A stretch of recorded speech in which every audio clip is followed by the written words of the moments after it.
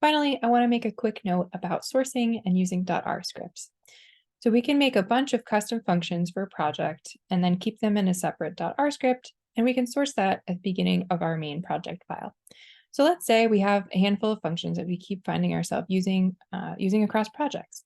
So let's just say here's our some functions.r file, and inside we have a couple of functions that we use frequently, this divide by 2 function and multiply by 3 function. And what we can do is, let's say we start a new project, and at the top of that project, we can use the source function and say source for this file that contains our .r script. You might need to supply the path to that for source, and then we can use these functions freely in our new project file. This can save a lot of time, and this is actually really great for sharing between colleagues.